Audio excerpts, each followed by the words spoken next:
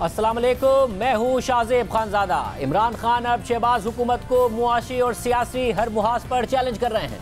मईशत की खराबी और महंगाई को जवाज बनाकर फौरी इंतखाबात का मुतालबा कर रहे हैं। आम बात यह है कि आज जब इमरान खान ने हुकूमती कारकर्दगी पर तनकीद की और इंतखाबात का मुतालबा किया तो उनकी तकरीर में गुज़िश्ता दिनों के बरक्स गुस्सा नहीं था, अंदाज जारहाना नहीं था, बल्कि वो पुरसुकून दिखाई दिए। दूसरी जानिब मरियम नवाज भी हुकूमत के मुश्किल मुआशी फैसलों से लाताल्लुकी का इजहार कर रही हैं। इमरान खान पर तो तनकीद कर रही हैं मगर अपनी ही हुकूमत से शिकायतें भी कर रही हैं। मुश्किल तरीन मुआशी हालात में शहबाज हुकूमत तनहा खड़ी नजर आ रही है और इस वक्त मुआशी मामलात के कंट्रोल में भी नहीं नजर आ रही है। आज इमरान खान ने टीवी पर खिताब करते हुए कहा कि सबसे कहता हूं कि पाकिस्तान को इस दलदल से निकालने के लिए जल्द इलेक्शन कराएं, हमें दीवार से लगाया जा रहा है। अगर ये सब इसी तरह चलता रहा तो ज्यादा देर हमारा सब्र नहीं रहेगा। श्रीलंका वाले सिचुएशन की तरफ जा रहा है क्योंकि इनके पास अब कोई हल नहीं है इसका। हमने अपने मुल्क को इंतशार से बचाना है। फौरी तौर पे साफ और शफाफ इलेक्शन अनाउंस किए जाएं। जितनी ये देर करते जाएंगे बुरान बढ़ता जाएगा। ऐसा ना वक्त आ जाए कि सबके हाथ से ये निकल जाए। ज़्यादा देर अब हमारा सब्र नहीं रहेगा। अगर ये इसी तरह चलते रहे और मुल्क को इसी तरह नीचे ले जाते रहे तो हमें फिर एक कॉल देनी पड़ेगी अपनी आवाम को। मरियम नवाज ने आज फिर वाज़ेह किया कि तेल और बिजली की कीमतों में इजाफे को वो सपोर्ट नहीं करती। आवाम के बिल उनकी आमदनी से ज़्यादा आ रहे हैं। खुदारा हुकूमत इस चीज़ पर तवज्जो दे। मरियम नवाज से इतनी बड़ी काबीना और उसमें मजीद इजाफे पर सवाल हुआ तो उनके पास उसका भी जवाब नहीं था और उन्होंने ये भी कह दिया कि जमात और हुकूमती ओहदा अलग होना चाहिए ताकि जमात सफ़र ना करे।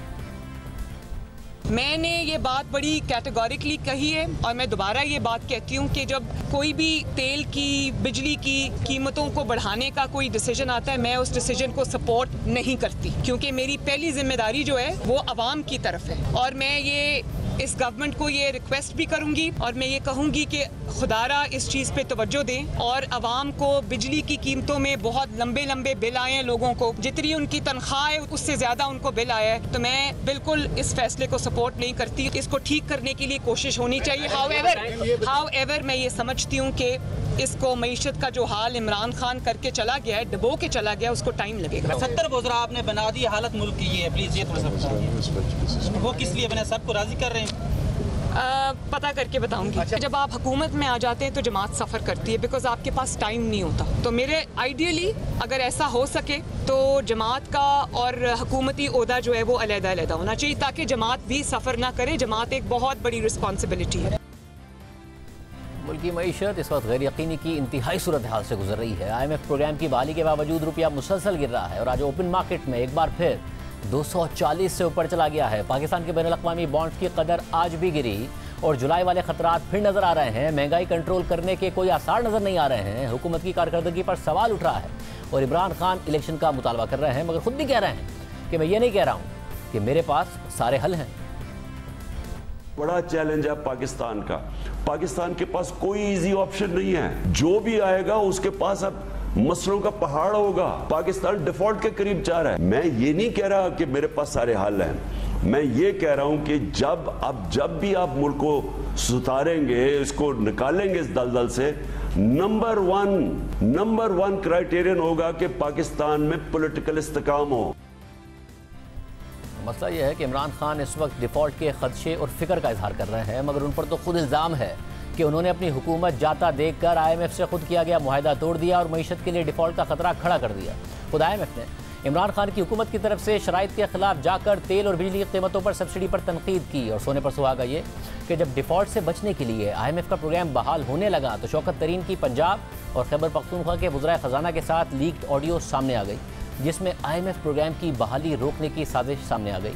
उस ऑडियो का खुद शौकत तरीन ने एतराफ़ भी कर लिया मगर आज इमरान खान मुल्क के डिफ़ॉल्ट होने के खदशे और फिक्र का इजहार कर रहे हैं और उसको बुनियाद बनाकर इलेक्शन का मुतालबा कर रहे हैं। साथ ही कह रहे हैं कि ये हुकूमत नया आर्मी चीफ ना लगाए बल्कि मौजूदा आर्मी चीफ ही को इलेक्शन के बाद नई हुकूमत आने तक तौसी दी जाए। जबकि आज मरियम नवाज से इस हवाले से सवाल किया गया तो उन्होंने इमरान खान के इस मुतालबे पर तनकीद की और अदलिया से भी मुतालबा किया कि वो अनजाने में इमरान खान को मजबूत करने का मौका ना दे। जिस शख्स ने ये कंट्रोवर्सी जानबूझ के छेड़ी है उस शख्स का नाम फितना खान है। उसका काम ही फितना डालना है। अब वो किसी एक बयान पे अपने टिक जाएं कहीं। आप देख लें कि जब वो गवर्नमेंट में थे और एक पेज पे थे तो वो सिपा सलार की तारीफें हमें दिन रात सुनने को मिलती थी। फिर एक वक्त ऐसा भी आया जब वो हुकूमत से निकाले गए तो उन्होंने उनको मीर जाफर भी कहा, मीर सादिक भी कहा, XYZ भी कहा और फिर उनको न्यूट्रल कहा, जानवर कहा। और अब अचानक अगर वो इस बात पे आ जाए, पहले वो किसी एक स्टांस पे खड़े हों तो मैं उसके ऊपर गुफ्तगू करूं। मैं अपने असूल पे खड़ी हूं। पहले आप किसी की इज्जत उछाल दें, किसी खातून जज को आप उसकी तजलील करें एक जलसे में खड़े होकर, बाद में आप आके माफी मांग लें, तो ये तो चीज एक्सेप्टेबल नहीं है ना कि जो कुछ आपने करना था वो कर दिया। उसके बाद डैमेज कंट्रोल के लिए क्योंकि अपनी ज़ात पे बात आ गई है तो डिस्क्वालिफिकेशन से बचने के लिए आप ये कर दें, ये ऐसा नहीं होगा। ये हम सुन के हमारे कान पक गए कि लॉ की नज़र में सब बराबर हैं। माफ़ी मांगने के बावजूद निहाल हाशमी साहब के साथ ये हुआ, तो इसलिए कोई बच के निकल जाए क्योंकि उसने सियासी जमात का लिबादा ओढ़ा हुआ है, तो ये काबिले माफ़ी नहीं है चीज़। और जजेस को भी मैं ये रिक्वेस्ट करूँगी कि उनको इस चीज़ को देखना चाहिए कि वो क्यों एक फितने को मजबूत होने का अनजाने में मौका दे रहे हैं। कल को किसी का घर, किसी की इज्जत जो है वो महफूज नहीं होगी और उसमें जुडिशरी शामिल होगी। मरियम नवाज ने इमरान खान के एक कोच का भी जिक्र किया। आपके इलेक्शन जो है आप पहले होते देख रहे हैं या फिर हुकूमत जो है इमरान खान जो इस्लामाबाद का मार्च कर रहे हैं, माजराई करने आ रहे हैं, उससे निपटने की तैयारी कर रही है? आपकी क्या? मैं तो पहले ये बात कह चुकी हूँ। वो आजकल कह रहे हैं कि मैंने बड़ा इन स्विंगर कराया, तो मैं तो पहले ये कहूँगी कि इन स्विंगर तो जिसने कराया आप अपने पहले कोच का नाम बताएं कि कौन सा कोच है जो आपको ये मशवरे दे रहा है। और दूसरी बात मैंने आपको अभी कही है कि इमरान खान का जो लाडलापन है उसको प्रोटेक्शन देने वाले अगर अपनी इस चीज़ को छोड़ दें, इस रविश को छोड़ दें, तो इमरान खान को सॉर्ट आउट करना 3 दिन से ज़्यादा का काम नहीं है। क्योंकि कौन दे रहा है ये तो अल्लाह बेहतर जाने कौन दे रहा है, वही जो कोच साहब हैं वही दे रहे हैं। हवाले से बात करने के लिए हमने तहरीक इंसाफ के रहनुमा फवाद चौधरी को प्रोग्राम में शिरकत की दावत दी, मगर उन्होंने जवाब ही नहीं दिया। हमारे साथ मौजूद हैं नून लीग के रहनुमा और वफाकी वजीर एहसन इकबाल साहब। एहसन इकबाल साहब, बहुत शुक्रिया शो में ज्वाइन करने के लिए। एहसन इकबाल साहब, आज खान साहब ने तकरीर की, नए इलेक्शन का मुतालबा भी किया और कहा आपसे मुल्क नहीं चल रहा है, मईशत का इस वक्त बहुत बुरा हाल है, जो कि अब नज़र भी आ रहा है। ना डॉलर संभल रहा है, ना मुल्क के इंटरनेशनल बॉन्ड संभल रहे हैं, ना ही महंगाई संभल रही है। खुद मरियम नवाज साहिबा ने भी आज कहा कि मैं नहीं हूँ मुत्तफिक इन फैसलों से, अवाम की इतनी तनख्वाह नहीं है जितना उनका बिजली का बिल आ जाता है। सब नहीं मुल्क चल रहा है। खान साहब इलेक्शन का मुतालबा कर रहे हैं और आज गुस्से में भी नहीं थे, बहुत पुरसुकून अंदाज में उन्होंने आप लोगों से मुतालबा किया कि जब इलेक्शन की तरफ जाना चाहिए। देखिए शाहजेब, मैं समझता हूं कि इमरान खान साहब को जो भी वो बयान दें 7 पॉलीग्राफ टेस्ट जरूर कराना चाहिए, जिसे लाइट डिटेक्टर कहते हैं। वो इस एतमाद के साथ गलत बयानी करते हैं। मेरा ख्याल है कि तारीख में जो भी कोई गलत बयानी करने वाला चैंपियन है वो भी शर्माता होगा। 4 साल अभी इमरान खान साहब की हुकूमत खत्म हुई है, वो जो नट और बोल्ट मईशत के खोल कर गए हैं और जो कांटे वो बिखेर के गए हैं, हम तो जब से आए हैं उन्हीं कांटों को चुग रहे हैं और उस नट बोल्ट के निज़ाम को मईशत के दोबारा जोड़ रहे हैं जो कि शराजा उसका बखेर चुके थे। मैं सवाल ये करना चाहता हूँ कि इमरान खान साहब मेरे 3 सवालों का जवाब दें। पहला सवाल ये है कि किसने 4 वजीर खजाना बदले? असद उमर साहब को 8 महीने के बाद किसने ये कह के फारिग किया कि वो नाकाम हो गए? फिर उसके बाद हफीज शेख साहब जब आए तो किसने कहा कि हफीज शेख साहब ने मईशत का भट्टा बिठा दिया है?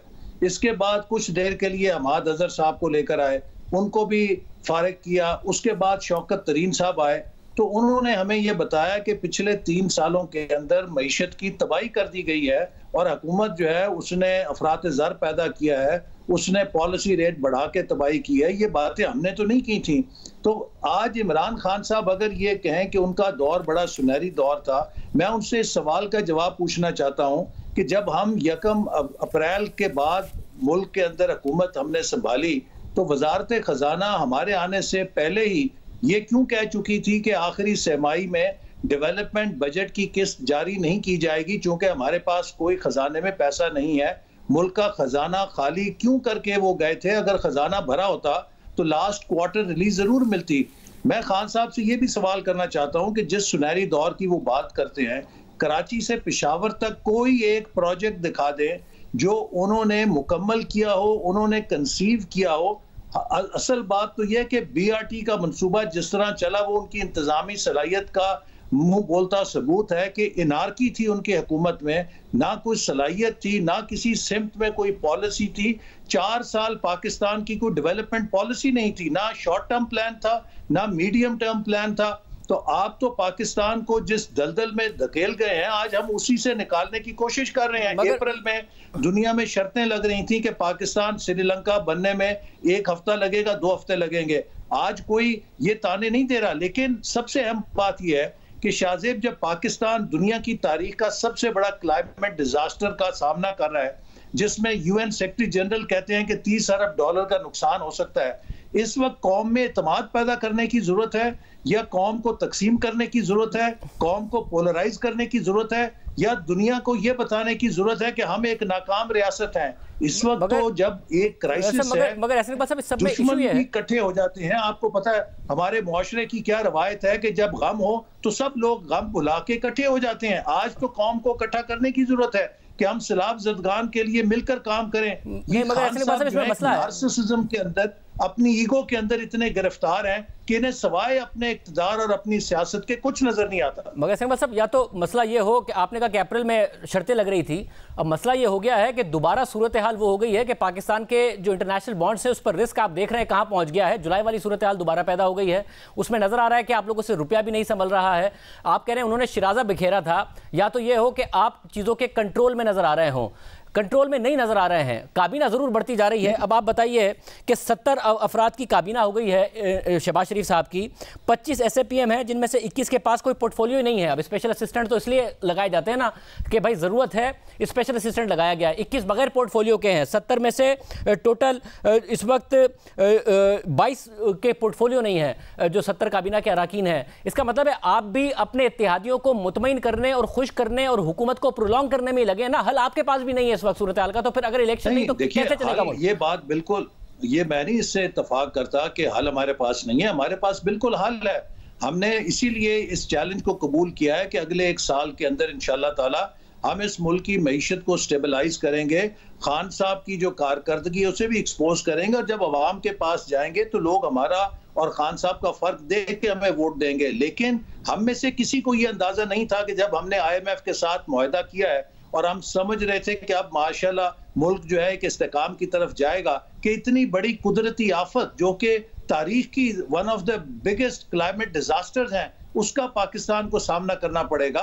तो इसलिए अगर हमें इतने बड़े क्राइसिस का सामना है और हमने इसका मुकाबला करना है तो कौम में हिम्मत और उम्मीद के साथ हमें कौम की हिम्मत बढ़ानी चाहिए, बजाय ये कि हम कौम को मायूस करें। और अगर कोई किसी किस्म की डिसरप्शन है, देखिए सिंध और बलूचिस्तान की पूरी ज़रूरी मईशत खत्म हो गई।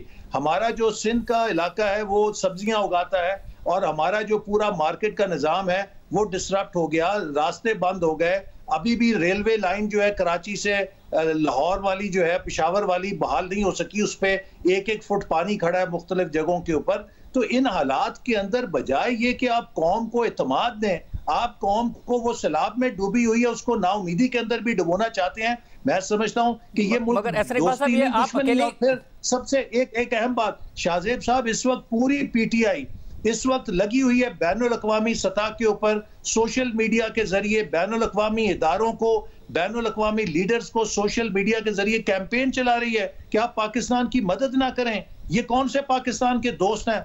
मैं समझता हूं कि पाकिस्तान के दुश्मन भी आज पाकिस्तान से हमदर्दी कर रहे हैं, लेकिन ये चाहते हैं अपनी अना के लिए कि खुदा ना खास्ता पाकिस्तान का नुकसान हो, ताकि इनकी सियासत को कोई ये अपना दोबारा चमका सके। लेकिन इनकी भूल है, लोग जानते हैं इनकी असलियत को कि ये क्या कर गए, इस मुल्क की जो उजाड़ा कर गए, आज हम उसी को संभाल रहे हैं। वैसे मगर जो उनकी अपनी पॉलिटिक्स है उसके ऊपर आपकी तनकीद एक तरफ, मगर जो आप कह रहे हैं कि मुत्तहिद होना चाहिए, हुकूमत क्या कर रही है इत्तेहाद के लिए? आप लोगों ने उनके ऊपर पर्चे काटे हुए हैं, कोई दहशतगर्दी का पर्चा काटा हुआ है, उनकी पेशियाँ हो रही हैं, सैफुल्लाह नियाज़ी के घर पर रेड हो रहा है, आज आप देखिए शहबाज गिल की भी जमानत हो गई है। तो आप लोग कौन सा ऐसा काम कर रहे हैं कि जिसकी वजह से हो कि जी आप तो इत्तेहाद करना चाहते हैं, आप नहीं करना चाहते कि किसी भी तरीके से तकसीम हो, मगर इमरान खान जो है वो डिवाइसिव पॉलिटिक्स कर रहे हैं? देखिए हमने क्या जुल्म किया है? इमरान खान साहब पाकिस्तान की फौज को सियासत की नजर बनाएं। इमरान खान साहब फौज के सीनियर जनरल्स में तकसीम पैदा करने की कोशिश करें। इमरान खान साहब खातून जज को धमकियां लगाएं। इमरान खान साहब पाकिस्तान का आइन तोड़ के पार्लियामेंट के जरिए नो कॉन्फ्रेंस मोशन की ऐसी तैसी कर दें। इमरान खान साहब इलेक्शन कमीशन और चीफ इलेक्शन कमिश्नर के खिलाफ गाली गलोच करें। मुझे बताइए, इमरान खान साहब को कोई पूछ सकता है? ये तो वीआईपी हैं, इनको किस बात का गिला? इनके साथ क्या सलूक हुआ है? सलूक अगर आपने पूछना है कि क्या होता है तो जाइए आप राना सनाउल्लाह से पूछिए कि क्या सलूक होता है। आप जाइए जाके ख्वाजा आसिफ से पूछिए, आप शाहिद खाकान से पूछिए, आप शहबाज शरीफ साहब से पूछिए, आप बाकी लोगों से, हम सब से पूछिए कि हम किस किस्म की जेलें काट कर आए हैं। इनको तो 2-2 4-4 दिन में जमानतें हो जाती हैं। सबसे बड़ा सबूत यही है कि हुकूमत का अदलिया के ऊपर किसी किस्म का दबाव नहीं। मैं एक सवाल जरूर करना चाहता हूं अदलिया से। हम सब तो तौहीन अदालत में हमारे लोग तलाल चौधरी भुगता, दानियाल अजीज भुगता, निहाल हाशमी भुगता, यूसुफ रजा गिलानी भुगता। इमरान खान साहब ने कौन से सुलेमानी टोपी पहनी हुई है कि ये जो मर्जी गाली गलोच करे, इन्हें कोई पूछ नहीं सकता। मगर ये जो बात आप अदालत से कर रहे हैं, सुप्रीम कोर्ट ने ये शाज़े बात सुन ले जरा, पाकिस्तान की तारीख में ऐसा नहीं हुआ कि सुप्रीम कोर्ट के चीफ जस्टिस के बेंच का फैसला आया हो 7 महीने तक इमरान और उस्मान बुज़दार ने जूती की नोक पे रखा है पंजाब के बल्दियाती इदारों की बहाली के फैसले को, नहीं अमल दरामद किया। कोई पूछ सका है इमरान खान से? ऐसा मगर तो इमरान को किस बात का है? वो तो इस मुल्क का वीआईपी है, जिसकी मर्जी पगड़ी उछाले, जिस इदारे की ऐसी तैसी करे, ना कानून उसे पूछ सकता है। और अदालत तो वैसे ही कहती है कि भाई आपको छुट्टी है। ये जो आप बात कर रहे हैं, ये बात आज मरियम नवाज साहिबा ने भी की, और वो कह रहे हैं कि ये अभी भी लाडले हैं और इनका कोई कोच है, जिसकी वजह से अगर वो ना हो और ये लाडले ना हो तो इनका तो हम 3 दिन के अंदर अंदर हम इनको सीधा कर सकते हैं। किस तरफ इशारा कर रहे हैं? क्योंकि आज इमरान खान साहब पुरसुकून भी थे, फिर वो तौसी की बात भी कर रहे हैं। क्या आप लोग फिर कोई लाडलेपन का या कोई सपोर्ट होने का इशारा कर रहे हैं इमरान खान साहब के लिए?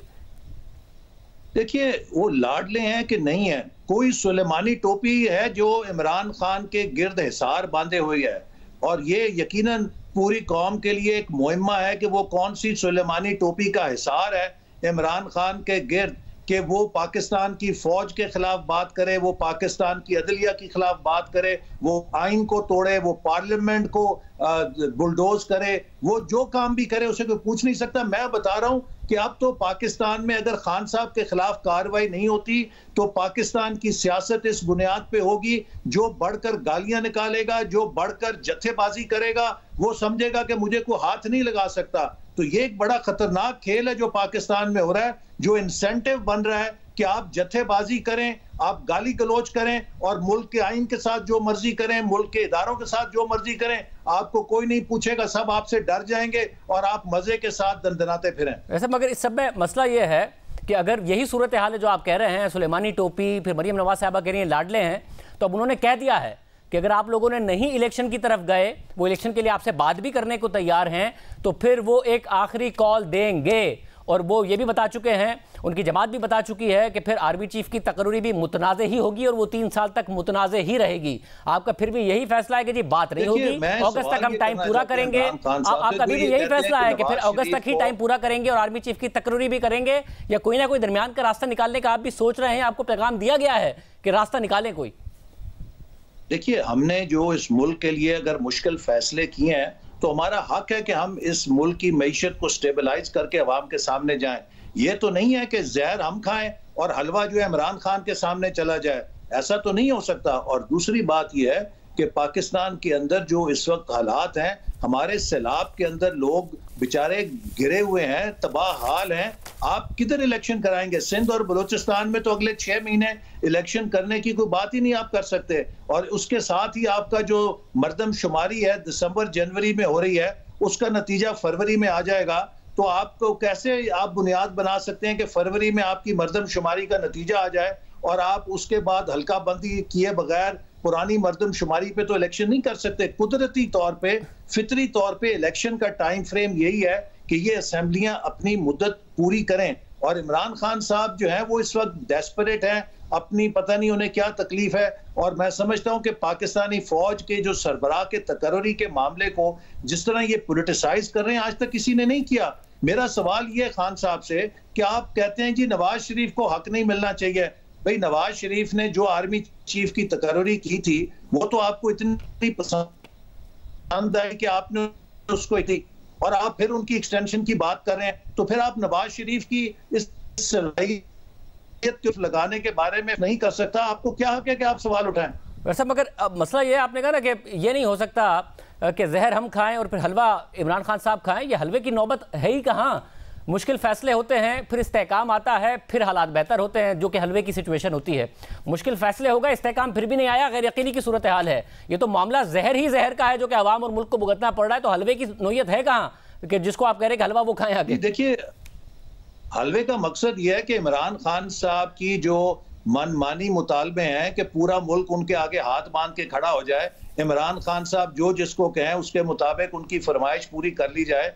एक बंदा जो है वो हर किसी को गाली गलौज करे, हर किसी को वो दबाव में लाके जो मर्जी फैसला करे, ऐसा नहीं हो सकता। ये पाकिस्तान है, कोई बनाना रिपब्लिक नहीं है। और जैसे मैंने आपसे कहा कि इस वक्त हम सब की अव्वलीन तरजीह ये है कि हम उन अपने भाइयों बहनों की खिदमत करें, उनको मदद दें कि वो दोबारा अपने पैरों पे खड़े हो सकें। जो तबाही है, खान साहब को तो तौफीक नहीं है कि जाके उनकी हालत ज़ार देखें।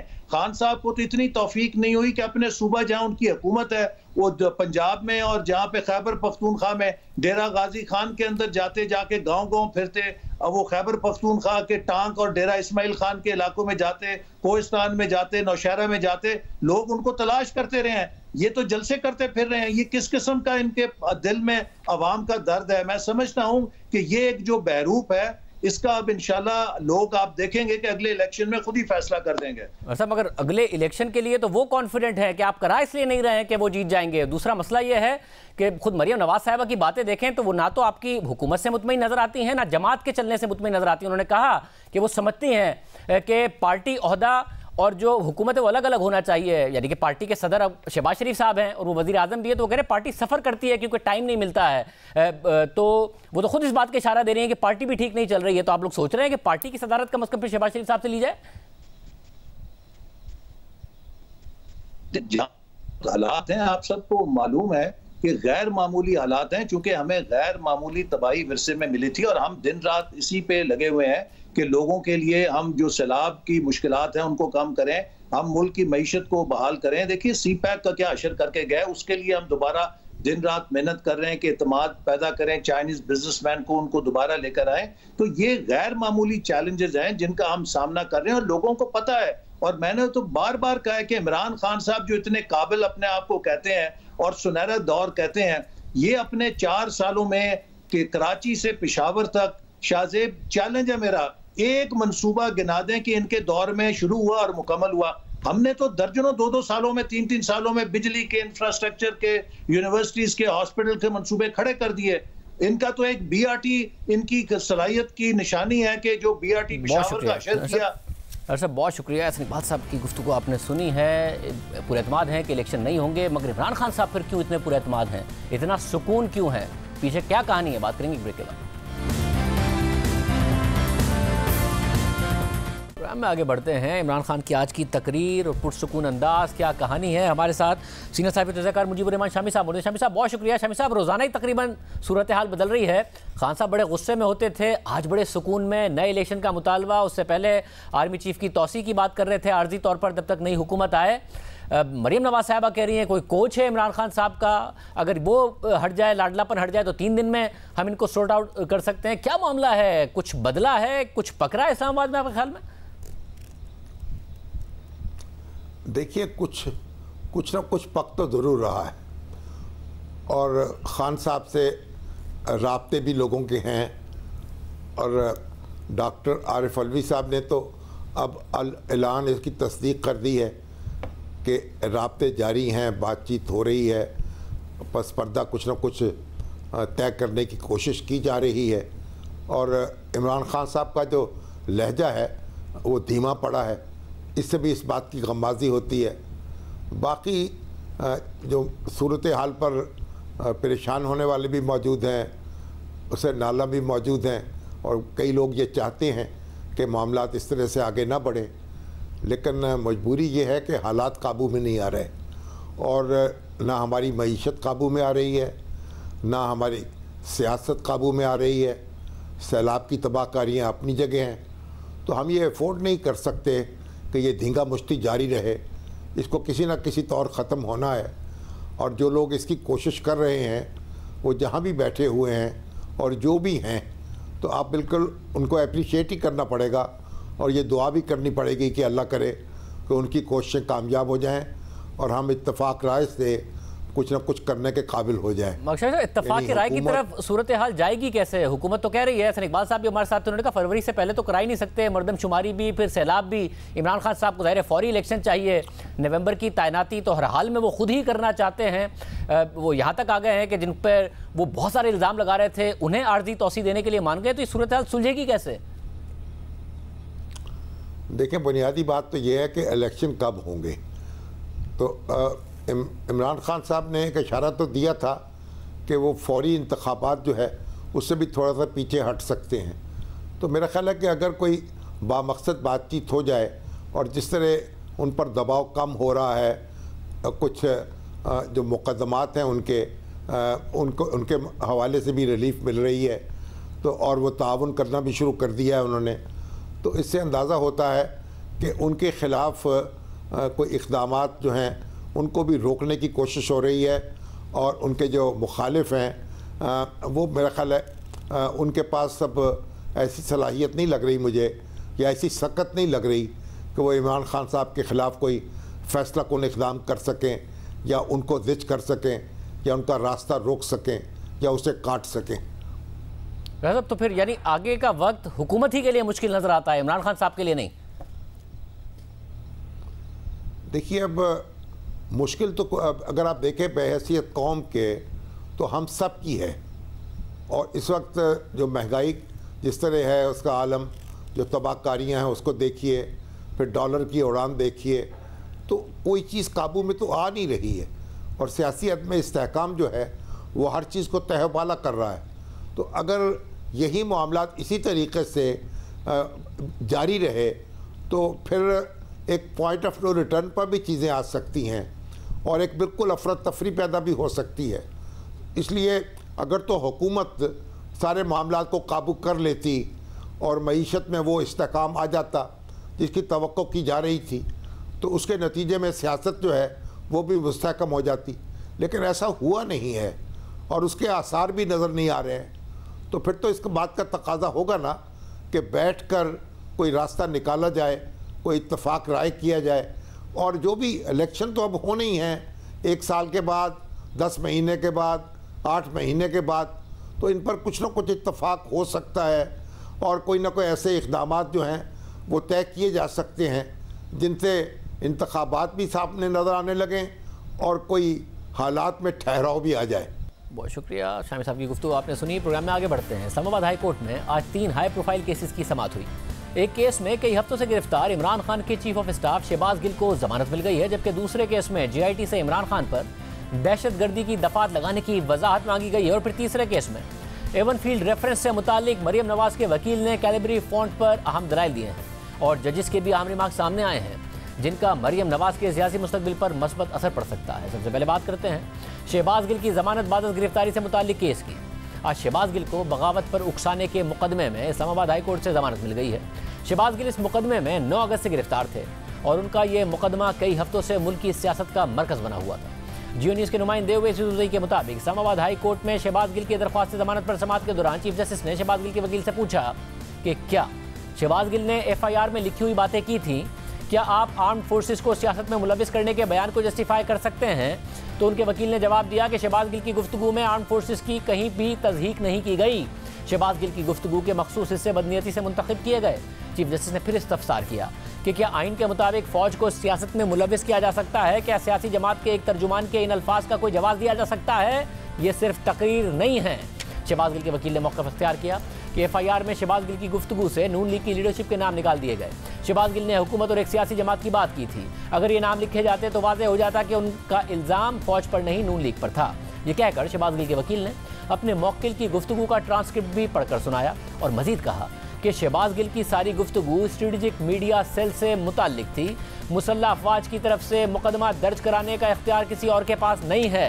शहबाज गिल पर मुकदमे में बगावत की दफात भी शामिल कर दी गई, जिसने मुकदमे को भी मुतनाज़े बना दिया, जबकि रिमांड को भी बहुत मुतनाज़े बना दिया गया। इस मौके पर चीफ जस्टिस ने नुक्ता उठाया कि हमारी अफवाज इतनी कमज़ोर नहीं है कि किसी के लापरवाह बयान से मुतासिर हो जाएं और किसी के गैर जिम्मेदाराना बयान से उन पर असर हो जाए, लेकिन शहबाज गिल के गैर जिम्मेदाराना बयान को किसी तौर पर भी जस्टिफाई नहीं किया जा सकता। दौरान समाज शहबाज गिल के वकील ने जब ये कहा कि अदालत इस बात पर ज़रूर गौर करे कि हुकूमत कैसे अपने मुखालिफिन के खिलाफ दहशतगर्दी और गद्दारी के इल्ज़ामात का सहारा ले रही है, तो चीफ जस्टिस अतहर मिनल्लाह ने उनसे मुकालमा किया कि शहबाज गिल जिस हुकूमत के तर्जुमान थे वो भी ऐसे ही संगीन केसेस का सहारा लेती थी। फिर शहबाज गिल के वकील ने मजीद दलाइल देते हुए कहा कि कायदे आज़म ने भी कहा था कि गलत ऑर्डर को ना माना जाए और शहबाज गिल ने भी वही कहा था। इस पर चीफ जस्टिस ने नमाज दिए कि नहीं, ये लापरवाही पर मबनी बयान था। क्या सियासी जमात के तर्जुमान को मालूम नहीं था कि आर्म्ड फोर्सेज ने सियासत में मुदाखलत ना करने का हल्फ लिया हुआ है? शहबाज गिल का बयान गैर जिम्मेदाराना, गैर मुनासिब और हताकामेज था। शहबाज गिल के वकील की तरफ से जमानत के हक में दलाइल मुकम्मल होने के बाद स्पेशल प्रोसिक्यूटर राजा रिजवान अब्बासी ने दलाइल का आगाज़ किया तो चीफ जस्टिस ने उनसे कई सवाल किए। चीफ जस्टिस अतहर मिनल्लाह ने पूछा कि क्या तफ्तीश में सामने आया कि शहबाज गिल ने किसी सिपाही या अफसर से बगावत के लिए राब्ता किया? क्या आर्म फोर्सेज की जानिब से कभी शिकायत दर्ज कराई गई? शहबाज गिल ने किसी एक को कहा हो कि बगावत करो तो बताएं। तो स्पेशल प्रोसिक्यूटर ने जवाब दिया कि शहबाज गिल ने एक को नहीं बल्कि अपने बयान से सबको बगावत पर उकसाया। शहबाज गिल के अल्फाज की खुद उनकी जानिब से तरदीद नहीं की गई। शहबाज गिल ने यह बात एक न्यूज़ चैनल पर कही थी जिसे मुसल्लह अफवाज में भी देखा जाता है। ये बात बगावत पर उकसाने का इल्ज़ाम साबित करने के लिए काफ़ी है। चीफ जस्टिस ने रिमार्क दिए कि बगावत का केस तो ये अदालत मानती ही नहीं है। ये बताएं कि चीफ कमिश्नर और वजारत दाखिला को बगावत का केस बनाने की मंजूरी कहाँ है? इस मौके पर स्पेशल प्रोसिक्यूटर ने मौका अख्तियार किया कि शहबाज गिल के सैटेलाइट फ़ोन में काफ़ी हसास चीज़ें हैं। तो चीफ जस्टिस ने उनसे पूछा कि क्या इसकी कोई रिपोर्ट आई है, क्या था उस रिपोर्ट में? तो राजा रिजवान अब्बासी ने जवाब दिया कि अभी तक उसकी रिपोर्ट नहीं आई है। समाअत के आखिर में चीफ जस्टिस ने हुकूमती वकील से कहा कि जैसा आपने बताया अगर वैसा है तो फिर ये तो मजीद इंक्वायरी का केस है। जब तक ठोस मवाद ना हो किसी को जमानत से महरूम नहीं करना चाहिए। कल को वही शख्स बेकसूर निकला तो इसका कोई इजाला नहीं हो सकता। आप कार्रवाई ज़रूर करें लेकिन ठोस मवाद तो सामने लाएं। दोनों तरफ के दलाइल मुकम्मल होने पर चीफ जस्टिस अतहर मिनल्लाह ने शहबाज गिल की जमानत बाद गिरफ्तारी की दरख्वास्त मंजूर कर ली और उन्हें रिहा करने का हुक्म दे दिया। दूसरी जानिब आज ही शहबाज गिल पर तशद्दुद से मुतालिक तहरीक इंसाफ की दरख्वास्त पर समाअत के लिए सुप्रीम कोर्ट का 3 रुकनी खुसूसी बेंच तश्कील दे दिया गया है, जिसकी सरबराही जस्टिस एजाजुल हसन कर रहे हैं और जस्टिस मज़ाहिर अली अकबर नकवी और जस्टिस जमाल मंदूखैल बेंच का हिस्सा होंगे। कल दिन 11 बजे ये बेंच पहली समाअत करेगा। इसके अलावा आज इस्लामाबाद हाई कोर्ट में इमरान खान की दहशतगर्दी का मुकदमा खारिज करने की दरख्वास्त पर समाअत हुई। चीफ जस्टिस अतहर मिनल्लाह और जस्टिस समन रिफत पर मुश्तमिल 2 रुकनी बेंच ने यह केस सुना। चीफ जस्टिस ने स्पेशल प्रोसिक्यूटर से पूछा कि आप बताएं कि तकरीर में क्या कहा था और दहशतगर्दी की दफ़ा कैसे बनती है। आप वो अल्फाज बताएं जो अदा किए गए थे। तो स्पेशल प्रोसिक्यूटर ने इमरान खान के अल्फाज दोहराए कि मजिस्ट्रेट साहिबा ज़ेबा आप तैयार हो जाएं, आपके ऊपर हम एक्शन लेंगे। अदालत ने मज़ीद सवाल किया कि हमने कहा था कि तफ्तीशी अफसर बताएंगे कि क्या दहशतगर्दी की दफ़ा लगती है या नहीं। तो स्पेशल प्रोसिक्यूटर राजा रिजवान अब्बासी ने जवाब दिया कि इस केस में दहशतगर्दी की दफ़ा लगती है। चीफ जस्टिस ने रिमार्क दिए कि यह बहुत संजीदा नोयत का इल्ज़ाम होता है। सुप्रीम कोर्ट का फैसला भी मौजूद है। बहुत गलत तकरीर और नामुनासिब अल्फाज थे मगर इस पर दहशतगर्दी की दफ़ा तो नहीं बनती। चीफ जस्टिस अतहर मिनल्लाह ने मजीद कहा कि कोई आईजी इतना कमज़ोर नहीं होना चाहिए कि तकरीर से डरे या घबरा जाए। तो राजा रिजवान अब्बासी ने जवाब दिया कि अगर एक साबिक वज़ीर आज़म या मुस्तकबिल का मुमकिन वज़ीर आज़म ऐसे अल्फाज कहे तो फ़र्क पड़ता है। चीफ जस्टिस ने रिमार्क दिए कि आप दहशतगर्दी के मामले को ऐसा ना बनाएं। जज के तहफ़्फ़ुज़ के लिए हम यहाँ मौजूद हैं। तौहीन अदालत की बाकायदा कार्रवाई चल रही है। दहशतगर्दी के जुर्म को इतने छोटे लेवल पर मत लाएं। हमने ऑर्डर किया था कि दहशतगर्दी की दफ़ात से मुताल्लिक़ आज अदालत को बताएं। तो स्पेशल प्रोसिक्यूटर ने जवाब पेश किया कि मुल्ज़िम ही ताख़ीर से शामिल तफ्तीश हुआ है, जिस पर अदालत ने मुकदमे की मज़ीद समाअत 19 सितंबर यानी पीर तक मुलतवी कर दी और अगली समाअत में JIT से वजाहत मांगी है कि इमरान खान के बयान पर दहशतगर्दी की दफ़ात कैसे लगाई गई हैं। अपीर को JIT के अराकीन को खुद पेश होकर वजाहत करनी है। तहरीक इंसाफ के इन 2 केसेस के अलावा आज इस्लामाबाद हाई कोर्ट में एवन फील्ड रेफरेंस में मरियम नवाज और कैप्टन सफदर की सज़ा के खिलाफ अपीलों पर भी समाअत हुई। समाअत में कैलिब्री फॉन्ट से मुतालिक अहम और दिलचस्प बहस हुई। मरियम नवाज के वकील अमजद परवेज एडवोकेट ने मौक़िफ़ अख्तियार किया कि मरियम नवाज के खिलाफ रॉबर्ट रिडले बतौर गवाह पेश हुए थे। JIT ने रॉबर्ट रिडले की रिपोर्ट पर ट्रस्ट डीड को जाली करार दे दिया था। फाइंडिंग दी गई कि कैलिब्री फॉन्ट उस वक्त था ही नहीं जिस वक्त ट्रस्ट डीड तैयार की गई थी। नैब के शवाहिद में मरियम नवाज की हद तक वाहिद चीज़ रॉबर्ट रिडले की रिपोर्ट थी। एक एक्सपर्ट की राय को इस केस में बुनियादी शवाहिद के तौर पर ले लिया गया। एक्सपर्ट की राय कभी भी बुनियादी शहादत नहीं होती। महज एक एक्सपर्ट की राय पर सजा सुना देना दुरुस्त नहीं है। अमजद परवेज एडवोकेट ने मजीद कहा, 5 जनवरी 2017 का एक खत है जिसमें सॉलिसिटर ने हुसैन नवाज के दस्तखत की गवाही दी है। ट्रस्ट डीड पर दस्तखत करने वाले किसी शख्स ने दस्तखत ना करने का नहीं कहा। ये इल्ज़ाम गलत है कि ट्रस्ट डीड की तैयारी के वक्त कैलिबरी फॉन्ट दस्तयाब नहीं था। तो जस्टिस आमिर फारूक ने उनसे पूछा कि क्या आप इस डॉक्यूमेंट और इसके मतन को तस्लीम करते हैं? तो मरियम नवाज के वकील ने जवाब दिया कि जी बिल्कुल, हम इस डॉक्यूमेंट को मुकम्मल तौर पर तस्लीम करते हैं। जस्टिस आमिर फारूक ने मजीद पूछा कि प्रोसिक्यूशन का इस हवाले से क्या कहना है? तो मरियम नवाज के वकील ने जवाब दिया कि प्रोसिक्यूशन कहती है कि इस ट्रस्ट डीड पर दर्ज तारीख गलत है। वो ये भी कहते हैं कि इस तारीख पर कैलिबरी फॉन्ट दस्तयाब ही नहीं था। मरियम नवाज के वकील ने मजीद कहा कि जिरा में बताया गया कि ट्रस्ट डीड की तारीख से पहले ये फॉन्ट डाउनलोड करके इस्तेमाल किया जा चुका था। तो मोहसिन अख्तर कियानी ने सवाल किया कि जो भी फॉन्ट बनता है वो कहीं रजिस्टर तो होता होगा। जैसे आमिर फारूक ने सवाल किया कि क्या कैलिबरी फॉन्ट के रजिस्टर होने से मुताल्लिक कोई चीज़ रिकॉर्ड पर आई? तो मरियम नवाज के वकील ने जवाब दिया कि ये रिकॉर्ड पर लाना नैब की जिम्मेदारी थी, हमारी नहीं। रॉबर्ट रेडले ने खुद कहा कि वो अप्रैल 2005 में खुद भी ये फॉन्ट इस्तेमाल कर चुका है। इस पर जस्टिस आमिर फारूक ने रिमार्क दिए कि फिर तो ये केस ख़त्म ही हो गया है। अमजद परवेज एडवोकेट ने मजीद दलाइल दिए कि रॉबर्ट रेडले ने जिरा में ये भी माना कि वो कंप्यूटर एक्सपर्ट ही नहीं है। तो जस्टिस मोहसिन अख्तर कियानी ने रिमार्क दिए कि वो अगर एक्सपर्ट नहीं है तो फिर उसके शवाहिद ही ख़त्म हो जाते हैं। ट्रस्ट डीड दुरुस्त है तो इसका असर क्या पड़ता है? तो मरियम नवाज के वकील ने जवाब दिया कि कोई असर नहीं पड़ता, इसका कोई भी फ़ायदा नहीं उठाया गया। प्रॉपर्टी इसी फैमिली की थी, इसी फैमिली में रहनी थी और अभी तक उसी को भुगत रहे हैं। मरियम नवाज ना कभी वहाँ रही और ना ही कभी उन्हें कोई किराया आया, जबकि प्रोसिक्यूशन मरियम नवाज को बेनिफिशियल मालिक कह रही है। अमजद परवेज एडवोकेट ने मजीद कहा कि मरियम नवाज पर जुर्म में मुआवनत का इल्ज़ाम लगाया गया। मुआवनत तो तब आएगी जब पहले जुर्म साबित हो। अमजद परवेज एडवोकेट ने मजीद दलाइल दिए कि नैब ने कहा कि जुर्म 1993 में हुआ था। ये बात आज तक समझ में नहीं आई कि इतने साल बाद मुआवनत कैसे हो गई।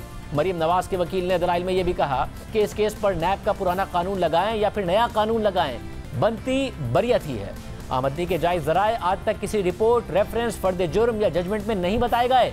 एवरफील्ड रेफरेंस में कीमत का भी आज तक तयन ही नहीं किया गया। असासे की मालियत और आमदनी के ज़राए डिस्कस करना ज़रूरी है, वरना मुल्जिम पर बारे सबूत ही नहीं आएगा। मरियम नवाज के वकील अमजद परवेज एडवोकेट के दलाइल मुकम्मल होने पर अदालत ने नैब को दलाइल देने की मोहलत देते हुए समाअत 20 सितंबर तक मुलतवी कर दी। प्रोग्राम में एक ब्रेक शामिल करते हैं और उसके बाद बात करेंगे एक अहम खत की जो अब से कुछ देर पहले सामने आया है। उसकी क्या तफसीलात हैं आपके सामने रखेंगे ब्रेक के बाद।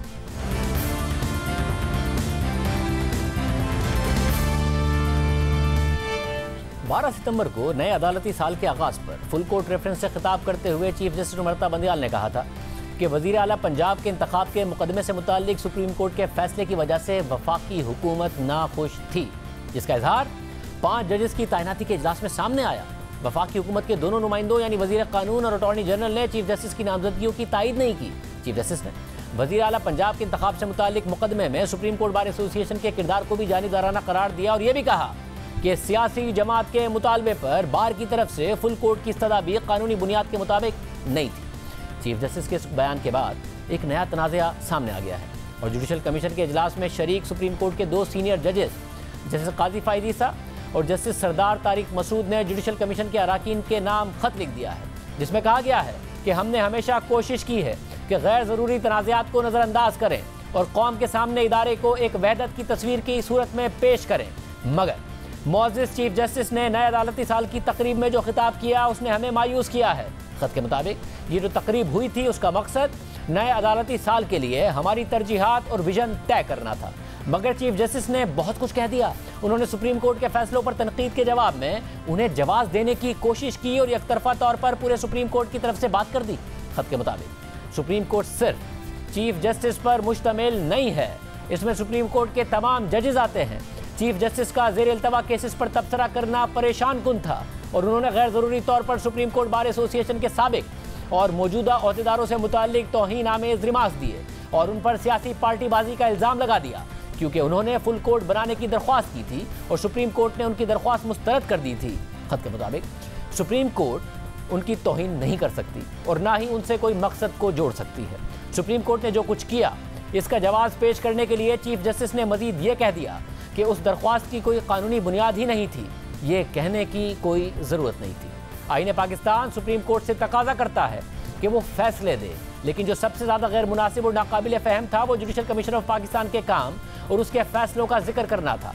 आइन के तहत जुडिशल कमीशन एक आज़ाद और ख़ुद मुख्तार इदारा है। चीफ जस्टिस ने कहा कि जुडिशल कमीशन के चेयरमैन की तरफ से जजेस की तैनाती के लिए जो नाम तजवीज़ किए गए थे उनकी वफाकी हुकूमत के नुमाइंदों ने मंजूरी नहीं दी और उन्हें वफाकी हुकूमत के नुमाइंदों, वज़ीर कानून और अटॉर्नी जनरल पर इल्ज़ाम लगाया और अपनी नाराज़गी का इजहार किया।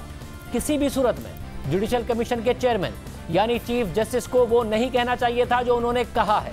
जस्टिस फाइज ईसा और जस्टिस सरदार तारिक मसूद के खत के मुताबिक चीफ जस्टिस जुडिशल कमीशन के चेयरमैन हैं, इसलिए उसकी फैसलों की तामील की जिम्मेदारी दूसरों से ज़्यादा उन पर आती है और ये चीफ जस्टिस को ज़ेब नहीं देता कि वो अपने ही अराकीन पर हमला करें और वो भी अवाम के सामने, और वो भी सिर्फ इसलिए कि उन्होंने उनके उम्मीदवारों की तायद नहीं की और जो चीफ जस्टिस ने कहा है वो रिकॉर्ड के भी खिलाफ था, जैसा जुडिशल कमीशन के बगैर इजाज़त जारी की गई ऑडियो से भी मालूम होता है। ये दुरुस्त नहीं है कि चीफ जस्टिस उमर अता बंदियाल के उम्मीदवारों की जुडिशल कमीशन के 4 अराकीन ने हिमायत की थी। मोअज़्ज़िज़ जस्टिस सरमद जलाल उस्मानी ने भी उनके तमाम उम्मीदवारों की हिमायत नहीं की थी। और ये भी गलत है कि जुडिशल कमीशन का ये इजलास पहले से तयशुदा इजलास था और ये कि उसे मुलतवी किया गया था। इजलास के दौरान जब चेयरमैन अपना हदफ हासिल करने में कामयाब नहीं हो सके तो उन्होंने जुडिशल कमीशन के अक्सरियती फैसले को खुद पर हमला समझा और जब चेयरमैन जुडिशल कमीशन यानी चीफ जस्टिस अपना हदफ हासिल करने में कामयाब नहीं हुए तो उन्होंने जुडिशल कमीशन के अक्सरियती फैसले को ज़ाती तौर पर ले लिया और इजलास से उठकर चले गए। जुडिशल कमीशन के तमाम अराकीन बशमूल चेयरमैन बराबर हैं। खत के मुताबिक आइन ने चीफ जस्टिस पर सिर्फ एक जिम्मेदारी डाली है कि वो उसके चेयरमैन के तौर पर भी काम करें।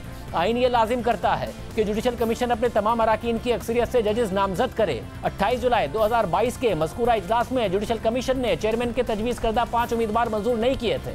अगरचे चीफ जस्टिस ने कहा कि आईनी इदारों की तहकीर, उनके तकद्दुस की पामाली या उन पर हमला नहीं होना चाहिए, लेकिन खुद चीफ जस्टिस ने जुडिशल कमीशन का फैसला ना मानकर उसकी तहकीर की है।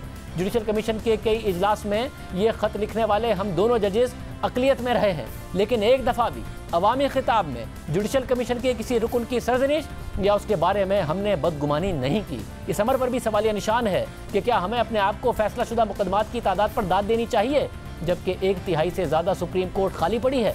अदालत पूरी होती तो यकीनन कई ज़्यादा मुकदमात का फैसला कर चुकी होती। हमने जुडिशल कमीशन का इजलास बुलाने के लिए मुतादिद बार जुडिशल कमीशन के चेयरमैन को उनकी जानिब से ऐलान की गई गर्मियों की छुट्टी से पहले भी और बाद में भी कहा था कि सुप्रीम कोर्ट में तैनाती के लिए नामजदगियाँ की जाएँ। इस अमर की फौरी अहमियत पर जोर देने के लिए हमने ये भी कहा था कि उनकी असामियों को पुर ना करना एक आईनी फरीजे से लापरवाही और गफलत की रविश है, लेकिन हमारी बात को अहमियत नहीं दी गई। सुप्रीम कोर्ट को माजूर नहीं छोड़ा जा सकता जब तक कि अराकीन चीफ जस्टिस के अल्फाज में चेयरमैन के तजवीज़ करदा उम्मीदवारों की तायद करें। हम चीफ जस्टिस के दाएं और बाएं बैठे थे जब वो अपनी तकरीर पढ़ रहे थे, मगर तकरीर के वक़ार के तहफ़्फ़ुज़ की खातिर हम चीफ जस्टिस की तकरीर के दौरान खामोश रहे। चूँकि चीफ जस्टिस की तकरीर की इशाअत मीडिया पर वसी पैमाने पर हुई है, इसलिए हम ये वजाहत देने पर मजबूर हुए हैं ताकि हमारी खामोशी को गलत समझ कर उसे रजामंदी से ना जोड़ा जाए। आपके मुखलिस जस्टिस काजी फाइज ईसा, जस्टिस सरदार तारिक मसूद। इजाज़त दीजिए। अल्लाह हाफ़िज़।